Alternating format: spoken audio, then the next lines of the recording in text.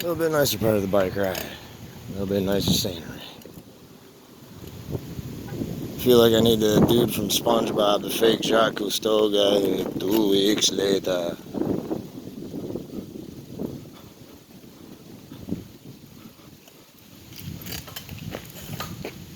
Oh my God, I'm gonna die.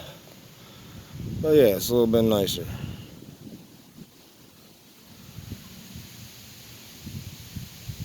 It'd be nicer if they had some flowers and shit planted around here. But hey, you know, it's still nice, still outside, still green. And I love green, what can I say? See? Alright. Everybody have a nice day. And if you don't, too fucking bad. Every day of my life sucks too, but I don't give a shit. I just keep smiling.